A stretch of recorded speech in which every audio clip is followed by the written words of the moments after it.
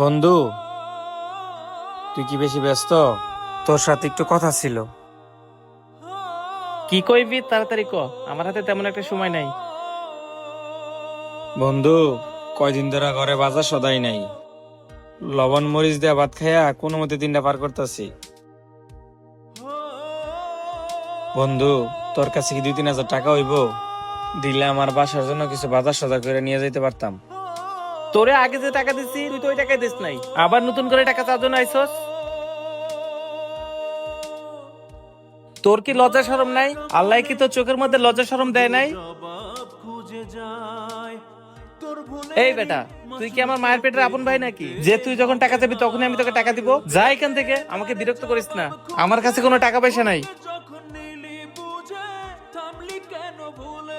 ওর বাসায় বাজার সদাই নাই, ওর বউ বাচ্চা মনে হয় না খেয়ে আছে।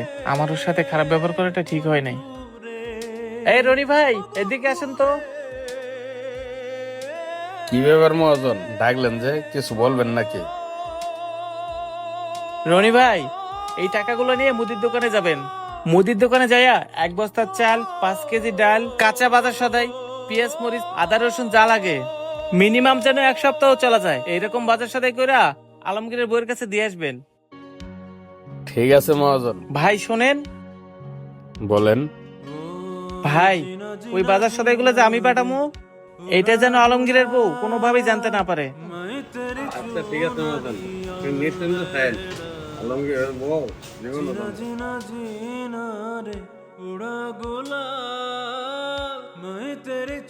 এই অঙ্কন, এই সালাদ গুলো খোলা রাখছস কে? এগুলো তো ধুলে বালি পরে নষ্ট হয়ে যাবো। বন্ধু, তুই কি আমার বাড়িতে বাজার সদাই পাঠাইছস? কেন, তোর কি মনে হয়? বন্ধু, তুই আমার সাথে যতই খারাপ ব্যবহার করস, যতই দূর করে তাড়াইয়া দেস, তাও বন্ধু আমি জানি তুই আমার বাড়িতে বাজার সদাই পাঠাইছস। আলমগীর, তুই আমার ছোটবেলার বন্ধু।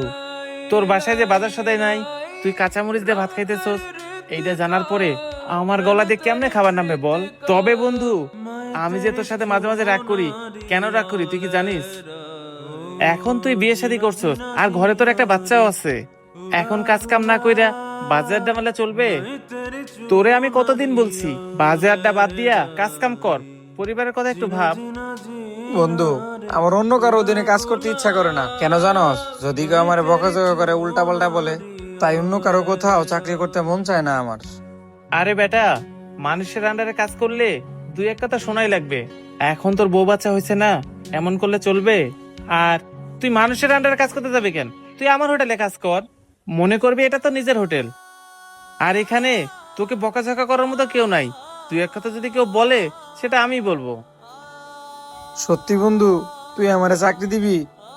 আইসা ঠিক আছে, আজকে থেকে তোর এনে চাকরি করবো আমি বন্ধু।